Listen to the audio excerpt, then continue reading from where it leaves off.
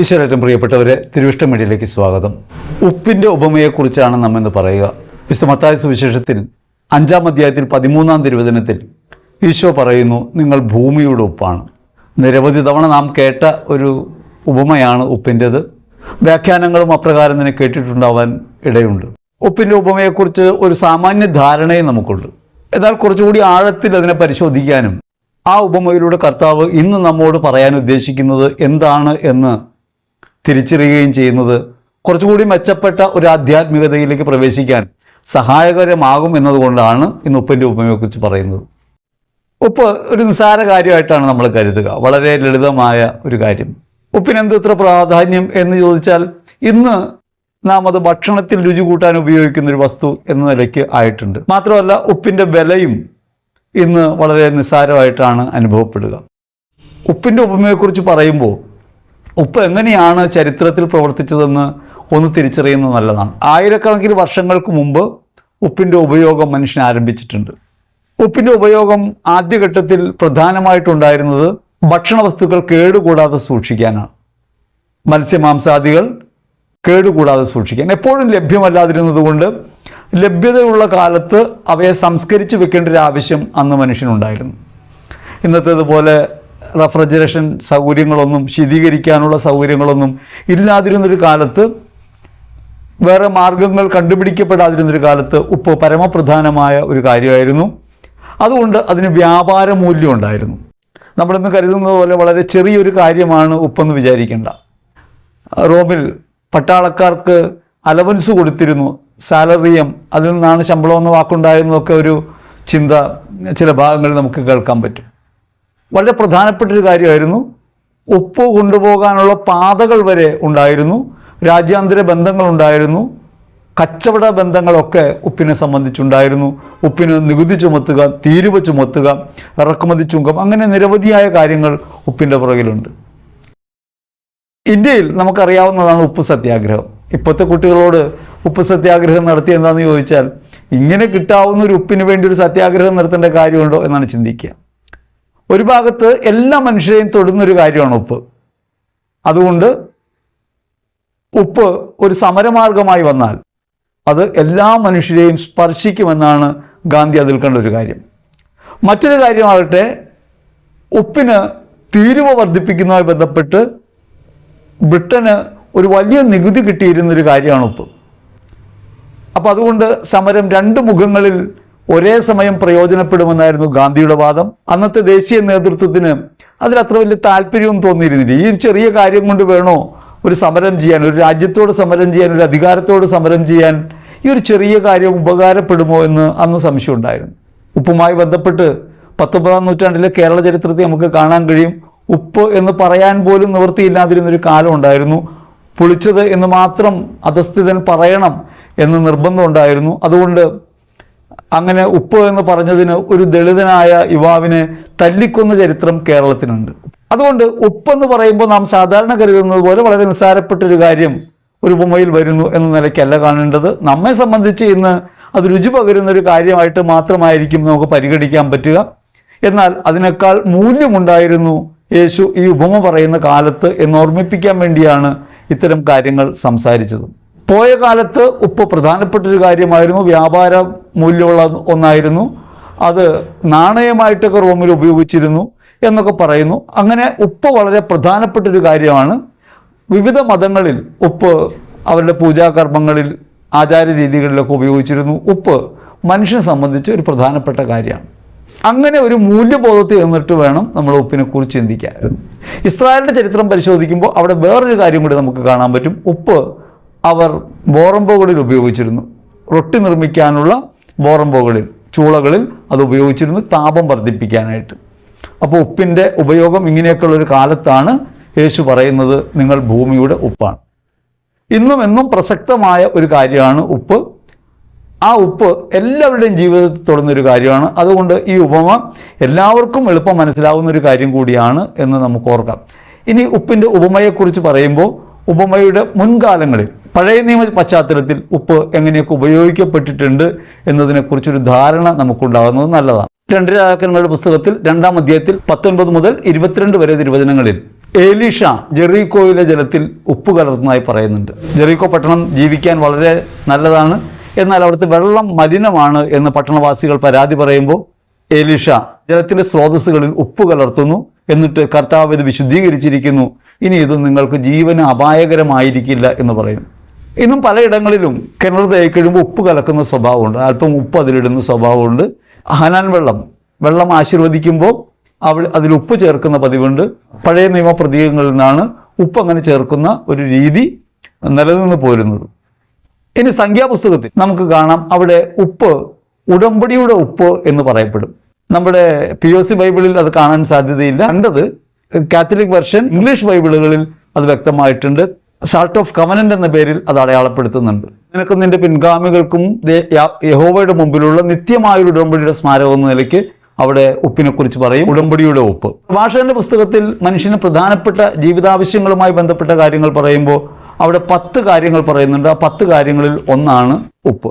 പ്രഭാഷകന്റെ പുസ്തകം 39:26 നമുക്കത് കാണാൻ കഴിയും. ജലം, അഗ്നി, ഇരുമ്പ്, ഉപ്പ്, ഗോതമ്പ്, വീഞ്ഞ്, എണ്ണ, തേൻ, വസ്ത്രം എന്നിങ്ങനെ വിവിധ കാര്യങ്ങളെക്കുറിച്ച് പറയുമ്പോൾ അതിൻ്റെ കൂടെ പറയുന്ന ഒന്നാണ് ഉപ്പ്. മനുഷ്യൻ്റെ പ്രാഥമിക ആവശ്യങ്ങൾപ്പെട്ട ഒന്നായിട്ട് പ്രഭാഷകന്റെ പുസ്തകം ഉപ്പിനെ അടയാളപ്പെടുത്തുന്നുണ്ട്. എസ്രായുടെ പുസ്തകത്തിൽ 6-ാം അധ്യായത്തിൽ 9-ാം തിരുവചനത്തിൽ ഗോതമ്പ്, വീഞ്ഞ്, എണ്ണ എന്നിവയോടൊപ്പം ഉപ്പും നമുക്ക് കാണാൻ കഴിയും. ഇങ്ങനെ പഴയ നിയമ പശ്ചാത്തലത്തിൽ ഉപ്പ് പ്രധാനപ്പെട്ട ഒരു കാര്യമായിട്ട് വരുന്നുണ്ട് എന്നത് ഓർക്കണം. യേശു ഉപമ സംസാരിക്കുന്നത് ഈ പഴയ നിയമ പശ്ചാത്തലത്തിൻ്റെ ഏറ്റവും അന്ത്യപാദത്തിലാണ്.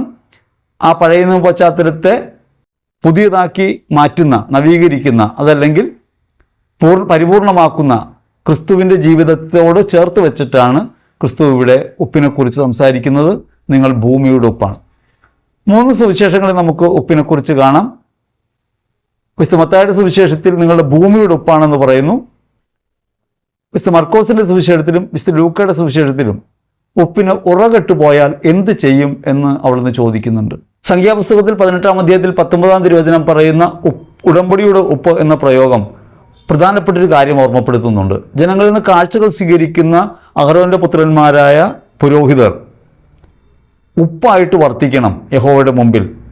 എന്താണ് പ്രവർത്തിക്കേണ്ടത്? ജനങ്ങൾ വഴിതെറ്റിപ്പോകാതിരിക്കാൻ, യഹോവയിൽ നിന്ന് അകലാതിരിക്കാൻ അവരുടെ ജീവിതം ക്രമീകരിക്കുന്നവരായിട്ട് മാറണം. ഒരു ഉടമ്പടിയായിട്ട് അവർ നിലനിൽക്കണം, ഉപ്പിനെ പോലെ പ്രവർത്തിക്കണം എന്നൊരു ഓർമ്മപ്പെടുത്തലാണ് പഴയ നിയമ ഭാഗം മുമ്പോട്ട് വയ്ക്കുന്നത്. ഈ പഴയ നിയമ പശ്ചാത്തലത്തിൽ നിന്നുകൊണ്ട് യേശു പറഞ്ഞത് ശ്രദ്ധിക്കുമ്പോഴാണ് ക്രിസ്തു ശിഷ്യരായ നാം ഓരോരുത്തരും ഉപ്പിൻ്റെ പ്രവൃത്തി ചെയ്യാൻ വിളിക്കപ്പെട്ടവരാണ്. ഉപ്പിൻ്റെ പ്രവൃത്തി എന്താണ്? അത് ഭക്ഷണപദാർത്ഥങ്ങൾ കേടുകൂടാതെ സംരക്ഷിക്കാൻ ആവശ്യമായിട്ടുള്ള ഒന്നാണ്. ഉപ്പ് രുചി പകരുന്ന ഒന്നാണ്. ഉപ്പ് ചൂട് പകരുന്ന ഒന്നുമാണ്.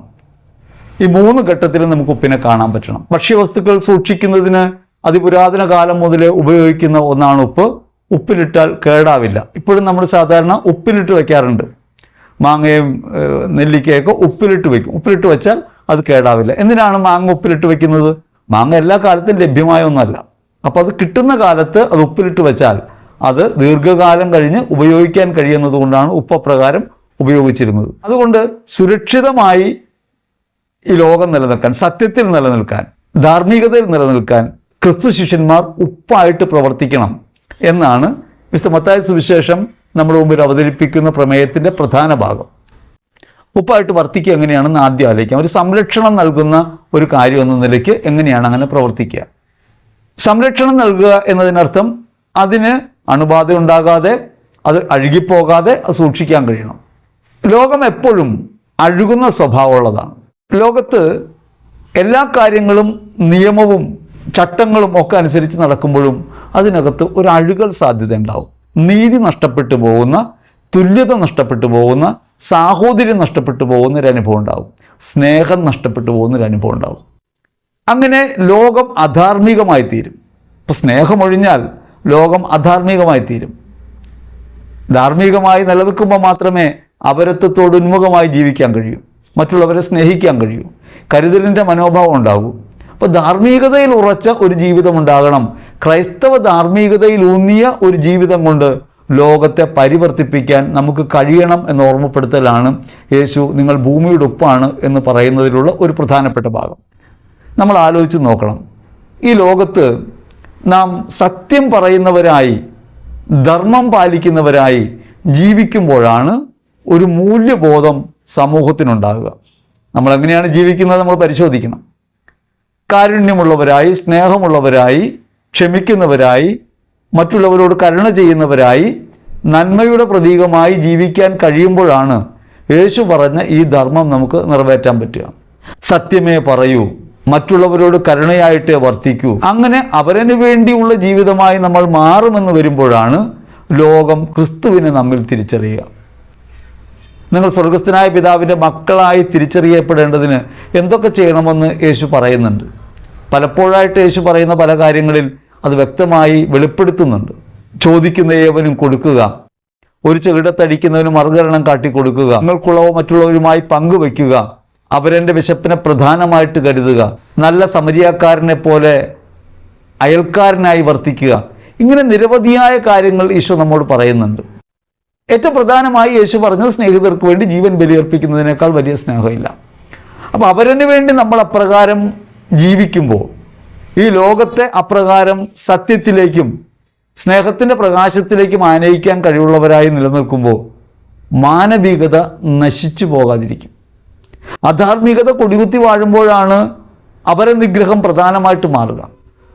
മനുഷ്യനെ മതത്തിൻ്റെ പേരിലും ജാതിയുടെ പേരിലും ഭാഷയുടെ പേരിലും വർണ്ണത്തിൻ്റെ പേരിലൊക്കെ വിഭജിക്കുന്ന യുക്തികളെ മറികടക്കാൻ കഴിയണമെങ്കിൽ എല്ലാവരും ദൈവപിതാവിൻ്റെ മക്കളാണെന്ന നമ്മുടെ വിശ്വാസം ജീവിതം കൊണ്ട് നമുക്ക് അടയാളപ്പെടുത്താൻ പറ്റണം. എല്ലാവരെയും ഒരുപോലെ കാണുന്ന, അവരെ വിദ്വേഷമില്ലാതെ ജീവിക്കുന്നവരായിട്ട് നമ്മൾ മാറുമ്പോൾ നമ്മൾ ലോകത്ത് മൂല്യവത്തായ ഒരു ജീവിതം പ്രകാശിപ്പിക്കും. നമ്മളെപ്പോഴും ഉദാഹരണങ്ങളിൽ പല കാര്യങ്ങൾ പറയുമല്ലോ. ആ ഉദാഹരണങ്ങളിലൊക്കെ നമ്മൾ കാണുന്നത് ഇപ്രകാരം ക്രൈസ്തവ ജീവിത മൂല്യത്തെ ഉയർത്തിപ്പിടിച്ച ആളുകളെ ആണ് നമ്മൾ ഉദാഹരിക്കുക. അങ്ങനെയാണ് മദർ തെരേസയെ നമ്മൾ കാണുക. മദർ തെരേസ തൻ്റെ ജീവിതം മുഴുവൻ മറ്റുള്ളവർക്ക് വേണ്ടി വിട്ടുകൊടുക്കുമ്പോൾ യേശുവിൻ്റെ സ്നേഹമാണ് വെളിപ്പെടുക. അതൊരു ധാർമ്മിക മൂല്യമായിട്ട് അവരനോട് കാരുണ്യം കാണിക്കേണ്ടത് മാനവികതയുടെ ഒരു ബോധത്തിനകത്ത് ഉൾച്ചേരാൻ ആ പ്രവൃത്തി കാരണമായിട്ട് മാറും. മറ്റുള്ളവർക്ക് വേണ്ടി ജീവിതം അർപ്പിക്കുക എന്ന മൂല്യം ജീവിതത്തിൽ ഉയർത്തിപ്പിടിക്കാൻ കഴിയുക എങ്ങനെയാണ്? ഇപ്പോൾ ഫാദർ സ്റ്റാൻ സ്വാമി, അദ്ദേഹം ദളിതർക്ക് വേണ്ടി, ആദിവാസികൾക്ക് വേണ്ടി ജീവിതം ഒഴിഞ്ഞു വെച്ച ആളാണ്. 84 വയസ്സോളം എത്തുന്നത് വരെ ജീവിതത്തിൽ അവിശ്രാന്തം അവർക്ക് വേണ്ടി, നീതിക്ക് വേണ്ടി പൊരുതാൻ തയ്യാറായൊരു മനുഷ്യനാണ്. അങ്ങനെ നീതിക്ക് വേണ്ടി പൊരുതുകയും തനിക്ക് നേരെ ഉണ്ടാകുന്ന അതിക്രമങ്ങളെ ഹൃദയപൂർവ്വം ക്ഷമിച്ചുകൊണ്ട് അസ്വസ്ഥനാകാതെ ദൈവത്തെ സ്നേഹിക്കാനും ദൈവത്തിന് വേണ്ടി സ്വയം അർപ്പിക്കാനും മനസ്സ് കാണിച്ച സ്റ്റാൻ സ്വാമി യഥാർത്ഥത്തിൽ വെളിപ്പെടുത്തുന്നത് ഈ ധാർമ്മികതയാണ്, ക്രൈസ്തവ ധാർമ്മികത. അങ്ങനെ ഈ ലോകത്ത് മറ്റുള്ളവർക്ക് വേണ്ടി ജീവിച്ച അനേകരായ ആളുകൾ, ഇപ്പോൾ മൊളോക്കോ ദ്വീപിലേക്ക് പോയി കുഷ്ഠരോഗികളുമായി ഒത്തു ജീവിച്ച് അവരെ ശുശ്രൂഷിച്ച് കുഷ്ഠരോഗിയായി തീർന്ന് മരിച്ച ഫാദർ ഡാമിയൻ, ആ വിശുദ്ധാത്മാവിൻ്റെ ജീവിതം ഒരു ധാർമ്മിക മൂല്യത്തെ, എല്ലാവരും തള്ളിക്കളഞ്ഞ ആളുകളാണ് കുഷ്ഠരോഗികൾ. അവരെ സ്വീകരിക്കേണ്ടതിൻ്റെയും പരിചരിക്കേണ്ടതിൻ്റെയും അവരിൽ ക്രിസ്തുവിനെ കണ്ടുമുട്ടാൻ കഴിയേണ്ടതിൻ്റെയും ആവശ്യകതയാണ് നമ്മുടെ മുമ്പിൽ അവതരിപ്പിച്ചത്. ഇതേപോലെ തന്നെ വെടിവെച്ച് ആളോട് ക്ഷമിക്കുന്ന ജോൺ പോൾ രണ്ടാമൻ, മറ്റുള്ളവർക്ക് വേണ്ടി ജീവിതം മുഴുവൻ ഒഴിഞ്ഞു വെച്ച നിരവധിയായ വിശുദ്ധാത്മാക്കൾ, അവരൊക്കെ വെളിപ്പെടുത്തിയത് ജീവിതത്തിൽ ഈ ധാർമ്മിക മൂല്യത്തെ ഉയർത്തിപ്പിടിക്കുകയാണ്. അവരനോടുള്ള സ്നേഹം, കരുതൽ, അവരിൽ ക്രിസ്തുവിനെ കാണാനുള്ള കഴിവ്, മറ്റുള്ളവർക്ക് വേണ്ടി ശുശ്രൂഷിക്കാൻ വന്നവരാണ് നമ്മളെന്ന ബോധം. ഈശോ പറഞ്ഞല്ലോ, ഞാൻ വന്നിരിക്കുന്നത് ശുശ്രൂഷിക്കാനാണ്, ശുശ്രൂഷിക്കപ്പെടാനല്ല. ആ ഒരു ബോധ്യത്തിലേക്ക് നമ്മൾ വരേണ്ടതുണ്ട്. നിങ്ങൾ നേതാവായിരിക്കരുത്, നിങ്ങളെല്ലാം സഹോദരങ്ങളാണ്. ഇതൊരു മൂല്യബോധം യേശു ഉയർത്തിപ്പിടിക്കുകയാണ്. ആ മൂല്യബോധം ഈ ലോകത്ത് മാനവധാർമ്മികതയെ പരിപോഷിപ്പിക്കും, മനുഷ്യത്വത്തെ ഉയർത്തിപ്പിടിക്കും, സ്നേഹത്തെ ഉയർത്തിപ്പിടിക്കും. അതൊരു മൂല്യബോധമായി നിലനിൽക്കുമ്പോൾ സമൂഹത്തിൽ അതിനെതിരായി വരാവുന്ന എല്ലാത്തരം പ്രവൃത്തികളെയും എല്ലാത്തരം വ്യവസ്ഥകളെയും അത് തോൽപ്പിക്കും. കാരണം ധാർമ്മിക മൂല്യം ഉയർന്നു നിൽപ്പുണ്ട്. ഈ ധാർമ്മിക മൂല്യം ഉയർന്നു നിന്നില്ലെങ്കിൽ നമുക്ക് അപരത്വത്തെ മാനിക്കാൻ കഴിയില്ല, സ്നേഹത്തെ വർത്തിക്കാൻ കഴിയില്ല, സാഹോദര്യം നിലനിർത്താൻ കഴിയില്ല. ഇന്ത്യ ഒരു ജനാധിപത്യ രാജ്യമാകണമെന്ന് അംബേദ്കർ പറയുമ്പോൾ അത് ഒരു ധാർമ്മിക മൂല്യമാകണം. ജനാധിപത്യം കേവല നിയമം മാത്രമായിട്ട് കാര്യമില്ല എന്ന് അദ്ദേഹം പറയുന്നുണ്ട്. ആ ധാർമ്മിക ബോധം മൈത്രിയാണ്, മൈത്രിയിലൂന്നിയതാകണം. തുല്യത സാഹോദര്യത്തിന് ആവശ്യമാണ്, സാഹോദര്യം തുല്യതയ്ക്ക് ആവശ്യമാണ്. അങ്ങനെ ഉള്ളിടത്ത് മാത്രമേ യഥാർത്ഥത്തിൽ സ്വാതന്ത്ര്യം ഫലവത്തായ ഒന്നായിത്തീരുമെന്ന് അന്ന് ദേശീയ പ്രസ്ഥാനത്തിൻ്റെ നേതാക്കൾക്കറിയാമായിരുന്നു. ഇത് ഒരു പ്രധാനപ്പെട്ട കാര്യമാണ്.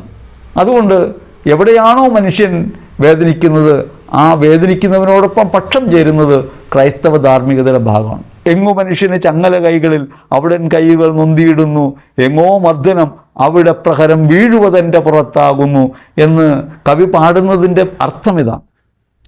മനുഷ്യൻ്റെ വേദനയിൽ പങ്കുചേരുന്ന, അവൻ്റെ ജീവിതത്തിലെ വ്യഥകളെ സ്വന്തമായിട്ട് ഏറ്റെടുക്കുന്ന, അവരതിനു വേണ്ടി ജീവിതം അർപ്പിക്കുന്ന ഒരു മനോഭാവത്തിലേക്ക് നമ്മൾ ഉയരുമ്പോഴാണ് ക്രൈസ്തവ മൂല്യം ലോകത്ത് ഉയർത്തപ്പെടുക. അങ്ങനെ ലോകത്തെ സുരക്ഷിതമാക്കാൻ, ഈ മാനവ സമൂഹത്തിൻ്റെ നിലനിൽപ്പിന് ആവശ്യമായ സ്നേഹത്തിലധിഷ്ഠിതമായ ഒരു ബോധം ഉണർത്താൻ ധാർമ്മികതയെ നാം ജീവിതം കൊണ്ട് അടയാളപ്പെടുത്തുമ്പോൾ, ക്രൈസ്തവ ധാർമ്മികതയിൽ നാം ജീവിക്കുമ്പോൾ നാം ഭൂമിയുടെ ഒപ്പായിത്തീരുന്നത് ലോകത്തെ സംരക്ഷിക്കുന്ന ഒരു പ്രവൃത്തിയായിട്ട് മാറും. അപ്പം അതുകൊണ്ട് യേശു പറഞ്ഞ ഉപമയുടെ ഒരു പ്രധാനപ്പെട്ട കാര്യം ഈ സംരക്ഷണമാണ്.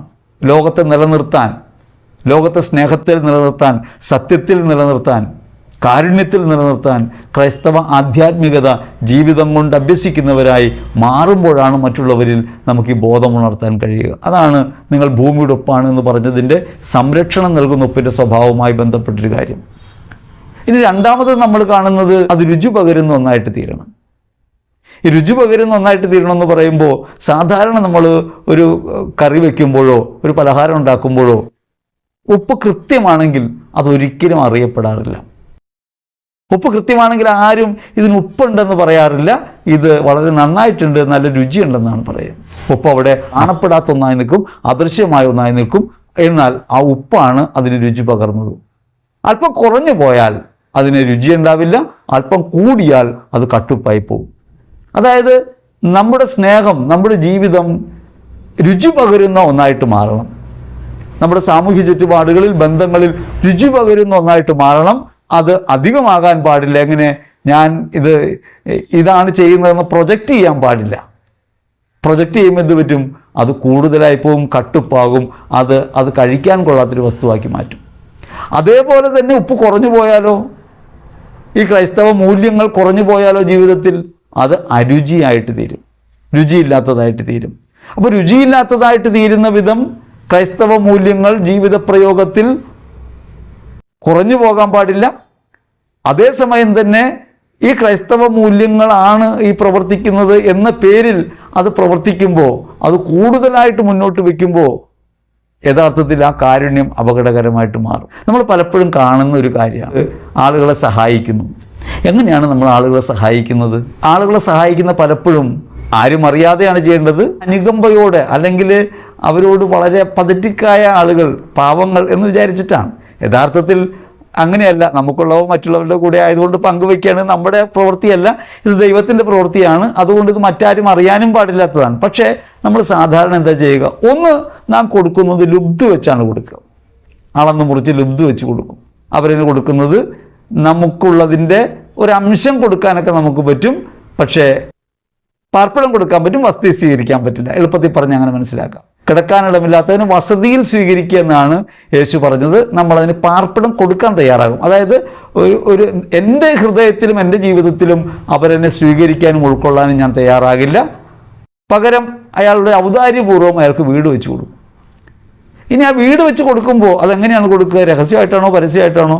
പരസ്യമായിട്ട് മീറ്റിംഗ് ഒക്കെ വെച്ചിട്ട് നമ്മൾ ഈ താക്കോൽ ദാനം നടത്തും. താക്കോൽ ദാനം നടത്തുമ്പോൾ ഈ താക്കോൽ കൊടുക്കുന്നയാൾ ഫോട്ടോയ്ക്ക് പോസ് ചെയ്ത് ഈ താക്കോൽ കൊടുക്കുന്നു, ഇത് പ്രചരിപ്പിക്കുന്നു.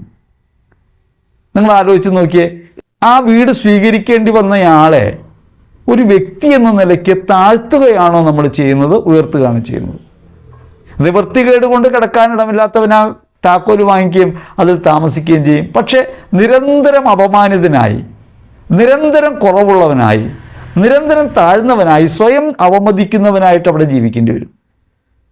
വാസ്തവത്തിൽ ഇത് അവന് കൊടുക്കേണ്ടതായിരുന്നു. അതായിരുന്നു ക്രൈസ്തവ ധാർമ്മികത, ക്രൈസ്തവ മൂല്യം. പക്ഷേ നമ്മളത് കൊടുത്തപ്പോൾ ഒന്നുകിൽ അത് കുറവായിട്ട് കൊടുത്തു, അതല്ലെങ്കിൽ ആ കൊടുത്തതിൻ്റെ മേന്മ നമ്മൾ ഭാവിക്കാൻ തുടങ്ങി, കട്ടുപ്പായി പോയി എന്ന് പറയാം. അപ്പം അതുകൊണ്ട് രുചി പകരുന്ന ഒന്നായിട്ട് ജീവിതത്തിൽ മാറണമെങ്കിൽ നമുക്ക് അവരെൻ്റെ ജീവിതത്തിനകത്ത് എൻ്റെ സ്നേഹം പ്രവർത്തിക്കുന്നത് പരസ്യമാക്കാതെ അല്ലെങ്കിൽ പ്രകടമാക്കാതെ നിർലീനമായൊരവസ്ഥയിലായിരിക്കണം. അത് ലുബ്ധ വെച്ചാകരുത്, അതേസമയം അത് മേന്മ ഭാവിക്കാനുള്ള ഒന്നായിട്ട് മാറരുത്. അങ്ങനെ മാറുമ്പോൾ അപകടമായിട്ട് മാറും. ഇനി ഇതൊക്കെ നമ്മുടെ കുടുംബ പശ്ചാത്തലത്തിലും ബന്ധങ്ങളിലൊക്കെ നമുക്ക് കാണാം. ഇപ്പം ഞാൻ ഭർത്താവല്ലേ, ഞാൻ ഭാര്യയല്ലേ, ഞാൻ മകനല്ലേ, ഞാൻ മകളല്ലേ എന്നൊക്കെ പറഞ്ഞ് നമ്മൾ ഈ അവകാശവാദങ്ങളൊക്കെ ഉയർത്തുമ്പോൾ ഈ കട്ടുപ്പ് അനുഭവപ്പെടും. ഞാൻ ഇത്രയൊക്കെ നമ്മൾ കുടുംബത്തിലെല്ലാവരും അധ്വാനിച്ചും കഷ്ടപ്പെട്ടുമാണല്ലോ ജീവിക്കുക.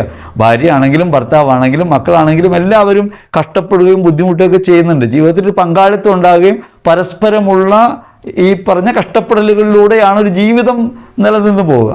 അപ്പോൾ അവിടെ ഭക്ഷണമൊക്കെ വിളമ്പിക്കൊണ്ടിരിക്കുന്ന നേരത്ത് ഈ സ്ത്രീ പറയാണ്, ഞാൻ നേരം വെളുത്തപ്പൊത്തിട്ട് കഷ്ടപ്പെടുന്നതാണ് എന്ന് പറഞ്ഞാൽ കഷ്ടപ്പാടും ബുദ്ധിമുട്ടും പറഞ്ഞാണ് ആ ഭക്ഷണം കൊടുക്കുന്നതെങ്കിൽ നിശ്ചയമായും അതിലൊരു കട്ടുപ്പ് അനുഭവപ്പെടും. ഇനി ഭർത്താക്കന്മാർ അല്ലെങ്കിൽ വരുമാനം വീട്ടിൽ കൊണ്ടുവരുന്ന ആരാണെങ്കിലും ഏണിംഗ് മെമ്പേഴ്സ് പറയാണ്, ഞാൻ കഷ്ടപ്പെട്ട് ബുദ്ധിമുട്ടിയാണ് ഇതൊക്കെ ചെയ്യുന്നത്, ഒരുത്തിനും നന്ദിയില്ല, ഒരാളും പറഞ്ഞാൽ കേൾക്കില്ല എന്നൊക്കെ പറയുമ്പോൾ യഥാർത്ഥത്തിൽ വാങ്ങിക്കുന്ന ആളുകളുടെ ഒരു സ്ഥിതി ആലോചിക്കണം. നമ്മളൊരാൾക്ക് ഭക്ഷണം ഉണ്ടാക്കി കൊടുത്തിട്ട് ഇത് ഇത്രയും പൈസയായി, ഇങ്ങനെയൊക്കെ ചിലവാക്കിയിട്ടാണ് നിങ്ങൾക്ക് വേണ്ടി എന്നൊക്കെ പറയുകയാണെങ്കിൽ ആ കഴിക്കുന്നയാൾക്ക് അത് രുചിയോടെ കഴിക്കാൻ പറ്റുമോ? അയാളത് അസ്വസ്ഥത ജനിപ്പിക്കുമോ? അപ്പം അതുകൊണ്ട് ഞാനെന്ന ഭാവത്തെ മുൻനിർത്തുന്ന ഏറ്റു നിർത്തുന്ന ഒരു ഭാവം ഉണ്ടാകുമ്പോൾ ജീവിതത്തിൽ എവിടെയും ഏത് ബന്ധങ്ങളിലും ഞാനിങ്ങനെ പരമപ്രധാനമായും ഞാനിങ്ങനെ വലിയ ആളായിട്ടും ഞാൻ പ്രൊജക്റ്റ് ചെയ്യുമ്പോൾ നിശ്ചയമായിട്ടും അവരന് ഒരു കട്ടുപ്പ് അനുഭവപ്പെടും. നമ്മൾ ചെയ്യേണ്ടത് എങ്ങനെയാണ്? നിർലീനമായിട്ടാണ്. ക്രിസ്തു എങ്ങനെയാണോ നമ്മിലൂടെ പ്രവർത്തിക്കുന്നത്? ക്രിസ്തു പ്രവർത്തിക്കുന്നത് ക്രിസ്തുവിൻ്റെ മേന്മ വെളിപ്പെടുത്തിയിട്ടല്ലല്ലോ. ഇപ്പം ഈ പ്രപഞ്ചത്തിൽ മുഴുവനും പ്രവർത്തിക്കുന്നത് മേന്മ പ്രകടിപ്പിച്ചുകൊണ്ടല്ലല്ലോ. ദൈവം എല്ലാറ്റിൻ്റെയും അകമ്പൊരുളായി നിന്നുകൊണ്ട് എല്ലാറ്റിനും ശക്തി പകർന്നുകൊണ്ട് ദൈവം അവിടെ നിൽക്കുന്നു. ദൈവം സ്വയം പ്രൊജക്റ്റ് ചെയ്യുന്നയാളല്ല. അപ്പോൾ ദൈവിക സ്വഭാവം എന്ന് പറയുന്നത് ഈ സെൽഫ് പ്രൊജക്ഷൻ്റേതാകരുത്. അങ്ങനെ സെൽഫ് പ്രൊജക്ഷൻ്റേതാകുമ്പോൾ അത് കട്ടുപ്പായിട്ട് മാറും. ഇനി എൻ്റെ കയ്യിലുള്ളത് ഒരു ദാനം എന്ന നിലയ്ക്ക് അല്ലെങ്കിൽ ഔദാര്യം എന്ന നിലയ്ക്ക് ഞാൻ കൊടുക്കാൻ തുടങ്ങുമ്പോൾ അത് രുചി പകരാത്ത ഒന്നായിട്ട് മാറും. അപ്പോൾ സ്നേഹം എന്നത് നാം മറ്റുള്ളവർക്ക് കൊടുക്കുമ്പോൾ, ബന്ധങ്ങളിലൊക്കെ കൊടുക്കുമ്പോൾ അത് ലുബ്ധോടെ ആകരുത്. കയ്യിൽ ഏൽപ്പിക്കപ്പെട്ടത് മുഴുവൻ മറ്റുള്ളവർക്ക് വേണ്ടി കൊടുക്കുക എന്നതാകണം അതിൻ്റെ ഭാവം. അതേസമയം തന്നെ ഞാൻ ഇങ്ങനെയൊക്കെ ചെയ്യുന്നു എന്ന ഒരു സ്വയം മഹത്വത്തിൻ്റെ സെൽഫ് പ്രൊജക്ഷൻ്റെ ഭാവം നമുക്ക് ഉണ്ടാകാനും പാടില്ല. അതാണ് ഉപ്പിൻ്റെ രുചി പകരുന്ന ഭാവത്തിൽ നമുക്ക് കാണാൻ പറ്റുക. ഇനി മൂന്നാമത് നമുക്ക് കാണാവുന്നത് അത് ചൂട് പകരുന്ന ഒന്നാണ്. അപ്പം നമ്മുടെ ജീവിതം നമ്മുടെ സമൂഹ മധ്യത്തിന് ചൂട് പകരുന്ന ഒന്നായിട്ട് മാറണം. ചൂട് പകരുന്ന ഒന്നായിട്ട് മാറുമ്പോൾ അതിന് കുറേയേറെ അനുരണനങ്ങളുണ്ടാകും. ഇപ്പോൾ നമുക്ക് ആലോചിക്കാം, മദർ തെരേസ ഇന്ത്യയിൽ കൽക്കത്ത നഗരത്തിൽ രോഗികളെയും ആർക്കും വേണ്ടാത്തവരെയൊക്കെ പരിചരിക്കാനും മരണാസന്നരായവരെ എടുത്ത് സംരക്ഷിക്കാനും ഒക്കെ തുടങ്ങി. അത് അവരുടെ പ്രവൃത്തിയായിട്ട് മാത്രം നിന്നില്ല. അതിൻ്റെ ജ്വലനം അനേകരിൽ ഈ കാരുണ്യ പ്രവൃത്തികൾക്കുള്ള ദാഹം ഉണ്ടാക്കി. ഓരോരുത്തരും കാരുണ്യം കാണിക്കുമ്പോൾ അങ്ങനെ ഉണ്ടായിട്ടുണ്ട്. ലോകമെമ്പാടുമുള്ള കാരുണ്യ പ്രവൃത്തികളൊക്കെ ഉണ്ടായത് ആരെങ്കിലും അത് ചെയ്തു കാണുമ്പോൾ ഉണ്ടാകുന്ന ഒരു ഉള്ളിലുള്ള എരിച്ചിൽ, ഞാനും ഇത് ചെയ്യേണ്ടതാണെന്ന ബോധ്യം പലരിലേക്കും വ്യാപിച്ചു. അപ്പോൾ ഒരു നന്മ പ്രവൃത്തി എങ്ങനെയാണ് ചൂട് പകരുക? ചൂട് സമൂഹത്തിലേക്ക് പകരും, അപരനിലേക്ക് പകരും. ഞാനും ഇങ്ങനെ ചെയ്യേണ്ടതാണല്ലോ.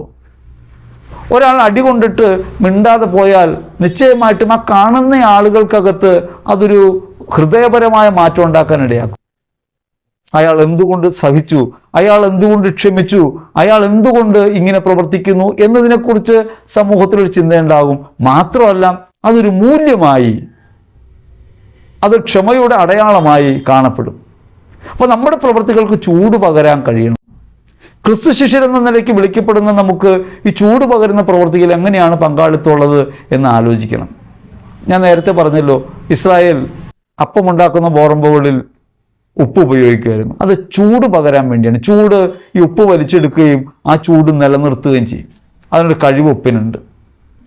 അപ്പോൾ നമ്മൾ സമൂഹ മധ്യത്തിൽ ക്രിസ്തുവാകുന്ന വചനത്തിൻ്റെ ചൂട് സ്വീകരിച്ച് സ്വയം എരിഞ്ഞ് അവരിന് ചൂട് പകർന്നു കൊടുക്കുന്നവരായിട്ട് മാറണം. മിസ്റ്റർ ഫ്രാൻസിസ് അസീസി നഗരത്തിൽ തെരുവിൽ കിടക്കുന്ന സമയത്ത് ഒരാൾ ചോദിക്കുന്നുണ്ട്, തണുക്കുന്നില്ലേ? അപ്പോൾ പറയുന്നു, ഉള്ളിലൊരു തീ ഉള്ളത് കൊണ്ട് തണുക്കുന്നില്ല. ഉള്ളിലുള്ള തീ നാം അനുഭവിക്കുകയും ഈ തണുപ്പിനെ അതിജീവിക്കുകയും ചെയ്യുമ്പോൾ അത് ലോക സമക്ഷം ക്രിസ്തുവിൻ്റെ ചൂട് പ്രസരിപ്പിക്കും. ആ ക്രിസ്തുവിൻ്റെ ചൂട് പ്രസരിപ്പിച്ചതാണ് ഫ്രാൻസിസ്കൻ ആധ്യാത്മികതയ്ക്ക് കാരണമായിട്ട് മാറുന്നത്. അപ്പോൾ അതുകൊണ്ട് നാം മനസ്സിലാക്കേണ്ടത്, നമുക്ക് ചൂട് പകരാനുള്ള ഒരു ദൗത്യമുണ്ട്. നമ്മൾ ഈ ലോകത്ത് സ്നേഹത്തിൻ്റെ ചൂട് പകരാൻ, സ്നേഹത്തിൻ്റെ രുചി പകരാൻ, ക്രൈസ്തവ ധാർമ്മികതയുടെ സുരക്ഷിതത്വം അനുഭവപ്പെടുത്താൻ വിളിക്കപ്പെട്ടവരാണ്. ഈ അർത്ഥത്തിൽ വേണം നമുക്ക് ഉപ്പിൻ്റെ ഉപമയെ കാണാൻ. അതുകൊണ്ട് ഉപ്പ് നമ്മുടെ ജീവിതത്തിനകത്ത് പ്രവർത്തിക്കുന്ന, രുചി പകരുന്ന, സുരക്ഷിതത്വം നൽകുന്ന, ചൂട് പകരുന്ന ഒന്നായിരിക്കുന്നത് പോലെ ലോകം മുഴുവനിലും ക്രിസ്തുവാകുന്ന സ്നേഹത്തെ പ്രസരിപ്പിക്കുന്നവരായിട്ട് മാറണം. അങ്ങനെ പ്രസരിപ്പിക്കുമ്പോഴാണ് യഥാർത്ഥത്തിൽ നിങ്ങൾ ഭൂമിയുടെ ഉപ്പാണ് എന്ന് കർത്താവ് പറഞ്ഞത് അനുഭവപ്രദമായിട്ട് മാറുക. നമുക്ക് ഓരോരുത്തർക്കും ഈ കടമയുണ്ട്. ഇനി ഇതിൻ്റെ ഉപ്പിൻ്റെ വേറെ ഭാഗങ്ങളെക്കുറിച്ച് നമുക്ക് ചിന്തിക്കാം. വിശുദ്ധ മർക്കോസ് സുവിശേഷത്തിൽ 9-ാം അധ്യായത്തിൽ 50-ാം തിരുവചനത്തിൽ വചനം പറയുകയാണ്, ഉപ്പ് നല്ലത് തന്നെ, ഉറകെട്ടു പോയാൽ അതെന്തിനു കൊള്ളാം. നാം നന്മയൊക്കെ ചെയ്യുന്നു, എല്ലാവർക്കും വേണ്ടി ജീവിക്കുന്നു, മറ്റുള്ളവർക്ക് വേണ്ടി നന്മകളൊക്കെ ചെയ്യുന്നുണ്ട്, ജീവിതം അങ്ങനെ വിനിയോഗിക്കുന്നുണ്ട്. പക്ഷേ അതെല്ലാം സ്നേഹത്തിൽ അടിസ്ഥാനമിട്ടതല്ലാത്തതായി മാറിയാൽ, ക്രിസ്തുവിനെ പ്രതി അല്ലാത്തതായിട്ട് മാറിയാൽ, ലോകത്തിൽ സത്യവും ധാർമ്മികതയും നിലനിൽക്കാൻ വേണ്ടിയാണ് നാം ജീവിക്കേണ്ടത്, നമ്മുടെ ആ ജീവിതം നാം അർപ്പിക്കുന്നത് ക്രിസ്തുവിനെ പ്രതി അല്ലാതെയായി മാറിയാൽ, ഉറകെട്ടുപോയാൽ അതെന്തിനു കൊള്ളാം? മണ്ണിനോ വളത്തിനോ അത് കൊള്ളുകയില്ല, അത് പുറത്തേക്ക് വലിച്ചെറിയപ്പെടും എന്നാണ് മാർക്കോസ് സുവിശേഷം നമ്മോട് പറയുന്നത്. അപ്പോൾ നമ്മുടെ ജീവിതത്തിൽ സത്യത്തിന് വേണ്ടി നിലകൊള്ളാനും ധാർമ്മികതയ്ക്ക് വേണ്ടി നിലകൊള്ളാനും ലോക സമക്ഷം ക്രിസ്തുവിനെ അവതരിപ്പിക്കാൻ നമ്മുടെ ജീവിതം വഴി കഴിയാതെയായി പോകുമ്പോൾ, ആ സ്നേഹത്തിൻ്റെ അനുഭവം, സത്യത്തിൻ്റെ അനുഭവം പകരാൻ കഴിയാതെയായി പോകുമ്പോൾ യഥാർത്ഥത്തിൽ ഉറകെട്ട അനുഭവത്തിലേക്ക് നമ്മൾ പോകും. ഉറകെട്ടു പോയാൽ അത് പുറത്തേക്ക് വലിച്ചെറിയപ്പെട്ട് മനുഷ്യരാൽ ചവിട്ടപ്പെടാനല്ലാതെ മറ്റൊന്നിനും കൊള്ളുകയില്ല എന്ന് വചനം ഓർമ്മിപ്പിക്കാൻ. വിശുദ്ധ ലൂക്കാ സുവിശേഷത്തിൽ 14-ാം അധ്യായത്തിൽ ഗുരുശിഷ്യ ബന്ധത്തെക്കുറിച്ച് പറഞ്ഞിട്ട് 14-ാം അധ്യായം 34-35 തിരുവചനങ്ങളിൽ ഈശോ ഉപ്പിനെക്കുറിച്ച് ഇതേ കാര്യം പറയുന്നുണ്ട്. ഉപ്പിന് ഉറകെട്ടു പോയാൽ അതെന്തിനു കൊള്ളാം. അവിടെ ഗുരുശിഷ്യ ബന്ധമാണ് ഈ ഉപ്പിൻ്റെ കാര്യമായിട്ട് പറയുക. ഗുരുവുമായുള്ള ബന്ധത്തിൽ വിശ്വസ്തതയും അടുപ്പവും നിലനിർത്താൻ, ആ ബന്ധം നിലനിർത്താൻ കഴിയുമ്പോഴാണ് ഉപ്പായിട്ട് പ്രവർത്തിക്കാൻ കഴിയുക. ആ ബന്ധം അറ്റുപോയാൽ അത് ഉറകെട്ടു പോകും. ക്രിസ്തുവിനോട് ചേർന്ന് നിൽക്കുമ്പോൾ മാത്രമേ നമുക്ക് നാം ചെയ്യുന്ന പ്രവൃത്തികളുടെ നന്മയെ ആത്യന്തികതയിൽ ഉറപ്പിക്കാൻ പറ്റൂ. അല്ലാത്ത നന്മ മാനുഷിക നന്മയാണ്. ആ മാനുഷിക നന്മ അല്പായുസാണ്. ക്രിസ്തുവിലുള്ള നന്മയുടെ പ്രത്യേകത അത് നിത്യമായ ഒന്നാണ്, അത് ഫലപ്രാപ്തി തേടാത്തതാണ്, അത് സ്വയം ഉപേക്ഷയുടേതാണ്. യേശുവിൻ്റെ ബന്ധത്തിലാണ് ചെയ്യുന്നതെന്ന് വരുമ്പോൾ നാം അല്ല അവിടെ കർത്താവായിട്ട് വരിക, ക്രിസ്തു തന്നെയാണ്. അതുകൊണ്ട് നമ്മുടെ പ്രവൃത്തികളുടെ നാഥനായി കർത്താവിനെ കണ്ടുകൊണ്ട് ജീവിതത്തെ അങ്ങനെ പരിവർത്തിപ്പിക്കുന്ന ഒരു ബന്ധം ഗുരുവുമായി നിലനിർത്തി പോകുന്ന ഒരു സമർപ്പണ ഭാവം നമുക്കുണ്ടാകുന്നതിനെ കുറിച്ചാണ് അവിടെ യേശു പറയുക. ഈ സമർപ്പണം നഷ്ടപ്പെട്ടു പോയാൽ ഉറകെട്ടു പോകും. അതുകൊണ്ട് നാം മനസ്സിലാക്കണം, ഒരിടത്ത് ലോകത്ത് മുഴുവനും സുരക്ഷിതത്വവും സത്യത്തിൻ്റെ നീതിബോധത്തിൻ്റെ ജീവിതവുമായി നമ്മൾ മാറണം. അതാണ് ഉറ. ക്രിസ്തുവാകുന്ന ഉറ കെട്ടുപോയാൽ നമ്മുടെ ജീവിതം വ്യർത്ഥമായി പോകും. ഇവിടെ ഗുരുശിഷ്യ ബന്ധത്തിലെ സമർപ്പണ ഭാവം നഷ്ടപ്പെട്ടു പോയാൽ, യേശുവുമായുള്ള ബന്ധത്തിലെ സമർപ്പണ ഭാവം നഷ്ടപ്പെട്ടു പോയാൽ അത് ഉറകെട്ടതായിത്തീരും. ഇനി എങ്ങനെ ഉറ കൂട്ടും? ഈ ഉപ്പിന് എങ്ങനെ ഉറ കൂട്ടും? മർക്കോസ് സുവിശേഷത്തിൽ 9-ാം അധ്യായത്തിൽ 49-ാം തിരുവചനത്തിൽ എല്ലാവരും അഗ്നിയാൽ ഉറകൂട്ടപ്പെടും. നേരത്തെ ഞാൻ പറഞ്ഞു, ബോറംബോയിൽ ചൂളയ്ക്കകത്തുള്ള ഉപ്പ് ഉറകെട്ടു പോകും. എൻ്റെ ഒരു ജീവിതാനുഭവത്തിൽ ഉറകെട്ട കാര്യമുണ്ട്, അതുകൂടി പറയാം. ഞാനൊരിക്കൽ ഒരു ബേക്കറി പൊളിക്കുന്ന സമയത്ത്, എൻ്റെ സുഹൃത്തിൻ്റെ ബേക്കറിയാണ് പൊളിക്കുന്ന സമയത്ത് അവിടെ ചെന്നപ്പോൾ ഈ ബേക്കറിയുടെ മുൻവശത്ത് മുഴുവനും ചുമന്ന നിറത്തിലുള്ള പരലുകൾ കിടക്കാണ്. അപ്പം ഞാൻ ചോദിച്ചു, ഇതെന്താ ഇവിടെ ഇറക്കിയേക്കണേന്ന് ചോദിച്ചു. ഇറക്കിയ പോലെ കുറേ ഉണ്ട്. അപ്പോൾ അയാൾ പറഞ്ഞു, അത് ബോറംബോയിൽ ഉപ്പാണ്. ഞാൻ ചോദിച്ചു, നിങ്ങളിത് വെറുതെ കളഞ്ഞെന്തിനാ മനുഷ്യ? അന്ന് ഞാൻ വിശ്വാസിയൊന്നുമല്ല, ഉപ്പിൻ്റെ ഉപമയെക്കുറിച്ച് എനിക്ക് ധാരണയൊന്നുമില്ല. ഞാൻ ചോദിച്ചു, നിങ്ങളിന്ന് മനുഷ്യനാണ്, നിങ്ങളത് തെങ്ങിൻ്റെ ചുവട്ടിലിട്ടിരുന്നെങ്കിലോ? അപ്പോൾ പറഞ്ഞു, തെങ്ങ് കരിഞ്ഞു പോകും. ഇത്രയും നാൾ ചൂട് ആഗീരണം ചെയ്ത ഉപ്പാണത്, അത് ഉറകെട്ടു പോയതാണ്, ആ ഉപ്പിൻ്റെ രുചി ഉണ്ടാകില്ല, അതിന് വഴിയിലിടാനേ കൊള്ളൂ. ഞാനപ്പോൾ ഈ വചനം പിന്നീട് കേട്ടപ്പോൾ ഓർത്തു, അയാൾ പറഞ്ഞത് എത്ര കാര്യമാണ്. അയാൾക്ക് ഇതിനെക്കുറിച്ച് ധാരണയില്ല, പക്ഷേ അയാൾ പറഞ്ഞതിൻ്റെ കാര്യം ഇതാണ്, അത് ഉറകെട്ടുപോയി. ഉറകെട്ടു പോയാൽ വഴിയിലിട്ട് ചവിട്ടാനേ കൊള്ളൂ. ആ ഉപ്പിനെ എങ്ങനെ ഉറ കൂട്ടും? വചനം നമ്മോട് പറയാണ്, എല്ലാവരും അഗ്നിയാൽ ഉറകൂട്ടപ്പെടും. ഏത് അഗ്നിയാണത്? പരിശുദ്ധാത്മാവായ അഗ്നിയാണ്, വചനമാകുന്ന അഗ്നിയാണ്. ഈ വചനമാകുന്ന അഗ്നിയാണ് മുള്ളിനെ എരിക്കാതെ മോശയുടെ മുൾപ്പടർത്തി നമ്മൾ കണ്ടത്. അത് മുള്ളിനെ എരിച്ചു കളയുന്നില്ല, അതേസമയത്ത് അഗ്നിയാണ്. നമ്മെ എരിച്ചു കളയുന്നില്ല, നമ്മളിത് ജ്വലിക്കുന്നു. വചനത്തിൻ്റെ പ്രത്യേകത അതാണ്. എല്ലാവരും അഗ്നിയാൽ ഉറകൂട്ടപ്പെടും. ജെറമ്യാ പ്രവചനത്തിൽ 23-ാം അധ്യായത്തിൽ 29-ാം തിരുവചനത്തിൽ പറയാണ്, എൻ്റെ വചനം അഗ്നി പോലെയും പാറയെ പിളർക്കുന്ന കൂടം പോലെയുമല്ലേ. അപ്പോൾ നമ്മൾ ഉറകൂട്ടേണ്ടത് വചനത്താലാണ്. വചനം ജീവിതത്തിനകത്തുണ്ടാകുമ്പോൾ, ക്രിസ്തുവാകുന്ന വചനം ജീവിതത്തിൽ നിറയുമ്പോൾ നമ്മുടെ ജീവിതം ഉറയുള്ളതായിത്തീരും. ഉറയുള്ളതായിത്തീരുമ്പോൾ നമ്മൾ ഭൂമിയുടെ ഉപ്പായിട്ട് മാറുമ്പോൾ സുരക്ഷിതത്വം നൽകുന്നതും രുചി നൽകുന്നതും ചൂട് പകരുന്നതുമായി നമുക്ക് മാറാൻ പറ്റും. അങ്ങനെ ക്രിസ്തുവിൻ്റെ സ്നേഹത്തിൻ്റെ ചൂടും ക്രിസ്തുവിൻ്റെ സ്നേഹത്തിൻ്റെ രുചിയും ക്രിസ്തുവിൻ്റെ സ്നേഹത്തിൻ്റെ സുരക്ഷിതത്വവും ലോകത്തിന് പകരുന്നവരായി, അവരന് പകരുന്നവരായി ജീവിക്കുമ്പോഴാണ് യഥാർത്ഥത്തിൽ നാം ഭൂമിയുടെ ഉപ്പായിത്തീരുക. അതുകൊണ്ട് ഭൂമിയുടെ ഉപ്പായിത്തീരുക എന്ന ദൈവവിളി ചെറിയ ഒരു കാര്യമല്ല. ക്രിസ്തുവാകുന്ന വചനത്തെ ജീവിതത്തിൻ്റെ ഓരോ മുഹൂർത്തത്തിലും ഓരോ സന്ദർഭത്തിലും അനുഭവപ്രദമാക്കുക എന്ന കടമ നിറവേറ്റി ഈ ലോകത്തെ സുരക്ഷിതമായി നിലനിർത്തി ഉടമ്പടിയുടെ സ്നേഹത്തിൻ്റെ ശക്തി ആനുകാലിക ലോകത്ത് അനുഭവപ്പെടുത്താൻ വിളിക്കപ്പെട്ടവരാണ് നമ്മൾ എന്ന ഓർമ്മയുണ്ടാകണമെന്നാണ് ഈ തിരുവചന ഭാഗം നമ്മോട് പറയുന്നത്. അതുകൊണ്ട് ആ തിരുവചനത്തെ ഹൃദയത്തിൽ സ്വീകരിക്കാം. ഭൂമിയുടെ ഉപ്പായി മാറാൻ, അവരുടെ ജീവിതത്തിൽ കരുതലും സ്നേഹവും ചൂടും പകരുന്നവരായി മാറാൻ ഞങ്ങൾ അനുഗ്രഹിക്കണമേ എന്ന് ഹൃദയപൂർവ്വം പ്രാർത്ഥിക്കാം. ദൈവം നമ്മെ അനുഗ്രഹിക്കട്ടെ. ആമേൻ.